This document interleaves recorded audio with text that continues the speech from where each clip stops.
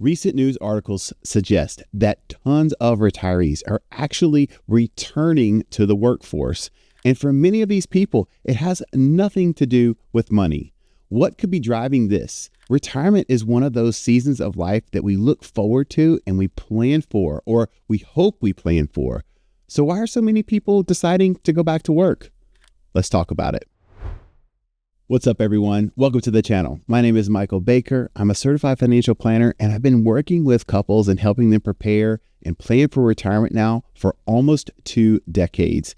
And one of the things that I think so many advisors fail to discuss or fail to talk about are the transitional effects, the psychological effects of moving into retirement. And in this video, I want to share with you some things that I want you to think about before you head into retirement. Before we do that, I have probably the world's greatest definition of retirement that you got to see. Let's check it out. Retirement is when you just don't understand why they don't make the buttons on the remote bigger. You don't understand why all these young whippersnappers drive so fast, and your back hurts every time you bend over to feed your dog, and you started getting interested in getting more and more cats, and you said, dang, I'm really sick of all these people at work, and you just want to go travel the world and be by yourself and buy all these clothes for your grandchildren and, just have more fun with your life.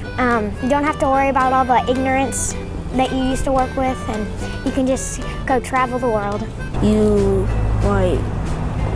get some rest in your home. Like if you want to do what you want to do and you don't want to. All right. Was that not one of the best definitions of retirement that you ever heard? In fact, that video is a bunch of kids who are talking about retirement because many of their teachers were retiring. But I think that little girl's got to have grandparents. I mean, I love how she's just slowly worked in there buying clothes or buying things for your grandchildren. She knows what she's doing. But she makes an excellent point about retirement, because I think one of the things that many people miss is not just necessarily what you're retiring from. Like, she listed all these things, right? But what are you actually going to retire to? What does that next step in life look like for you? If you're married, one of the questions that I love to ask couples is like, hey, when you guys sit down and you talk about retirement, what does that look like to you? What do you expect? What do you want your days, your weeks to look like? Now, I know many couples who retire, and in fact, they come back and they say, man, we are busier now than we ever were while we worked. I don't know how we had time to work before because we have so much going on now. It's so busy, and their lives are completely full. But the opposite can also happen. Lots of people decide to retire for arbitrary reasons. They've reached a certain age, or they reach a savings goal. Their goal was to have X number of dollars in their portfolio, and that was their walk-away number. And they hit that number, and so they leave, but they don't really have a plan for the next season of life. And that's one of the things that I want to stress for everybody that's planning for retirement. Even if you think, hey, I'm only 55 years old and I still got another 10 years to work, I'm not really thinking about retirement right now. One of the things we should think about is, what do we want that next season of life to look like? Because that can be huge. In fact, there was a recent article written where a large percentage of retirees actually return to work because they're bored, or they're not getting meaning and purpose and fulfillment. And I know that those terms often feel a little bit squishy and they feel a little bit like woo-woo when we start talking about our feelings. But the truth is that there are lots of things that we need to consider. And one of the best explanations that I've heard actually comes from a former financial advisor in a TED Talk where he talks about retirement. So if you're not familiar with TED Talks, these are always pretty brief but informative talks on a range of topics. And in this video, this gentleman, he actually talks about 4 different phases of retirement. I'll make sure that the link is in the description for this video because I think it's a great video overall, but he speaks specifically to the things that we lose when we retire. Phase 2 is when we lose the big 5. significant losses, all associated with retirement. We lose that routine. We lose a sense of identity. We lose many of the relationships that we had established at work. We lose a sense of purpose, and for some people, there is a loss of power. Now, we don't see these things coming. We didn't see these losses coming, and because they happen all at once, it's like poof, gone. It's traumatic. Phase 2 is also when we come face to face with the 3 Ds: divorce, depression, and decline, both physical and mental. The result of all of this is that we can feel like we've been hit by a bus. You see, before we can appreciate and enjoy some of the positive aspects associated with phase 3 and 4, you are going to, in phase 2, feel fear, anxiety, and quite even depression. What he's talking about, fear, anxiety, depression, doesn't sound like something that we would want to look forward to, right?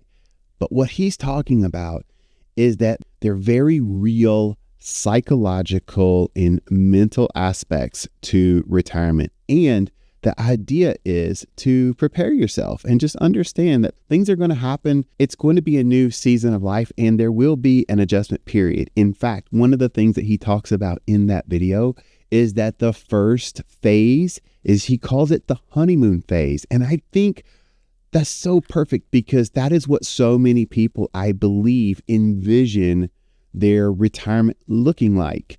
You know, they have their trips planned. They've got their, they can already see themselves like sitting on the beach and drinking a margarita or a pina colada. They have all of these things that they've built up in their mind, and they're so excited. But eventually the honeymoon phase ends, and that's when you have this meaning and purpose like hit you over the head. Like, okay, is this my life now? And if that's not you, it doesn't sound like you, fantastic. But one of the things we have to think about, especially as it relates to financial life planning, is like money touches everything. So we want to not just be prepared financially for retirement, we also want to be prepared for like finding new hobbies and new meaning and purpose during that season of life. You may have even heard the term rewirement, because there are a lot of people who enter in retirement and they think, oh, this is it now. I'm just on a permanent vacation. And a lot of times those folks end up bored or lonely or feeling like they don't have any purpose. And that's not what anybody envisions when they plan for their retirement years. In fact, I actually had a client of mine, we'll call him Jim. And Jim had done really, really well. He was very successful. He had saved a lot of money. He had a really large balance sheet. We planned for his retirement. We planned for his exit, and everything was going exactly according to the plan from a financial standpoint. But about a year and a half into his retirement, like, he calls me and he says, you know what, Michael, I don't know. I really don't like this. I feel like I don't have any purpose anymore. And so what he decided to do was actually go back to work as a consultant, because he had these skills and he had this ability to really excel in what he was good at in that part of his business. And he wanted nothing to do with the day-to-day grind. He was overrunning a company, but he did miss like some socialization. He did miss like having a reason to get up out of the bed in the morning and a goal to pursue, or something, to give him meaning and purpose.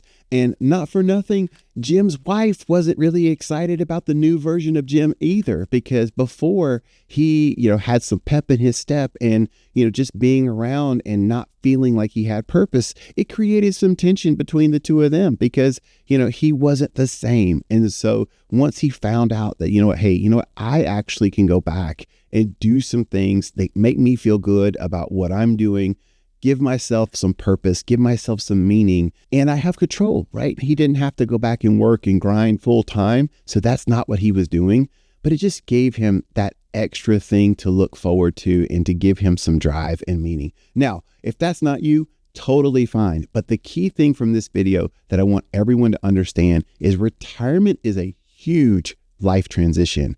It is not something that we should just put an X on the calendar and say, okay, when that day comes, I'm making this major life transition and no preparation whatsoever is needed other than the money side.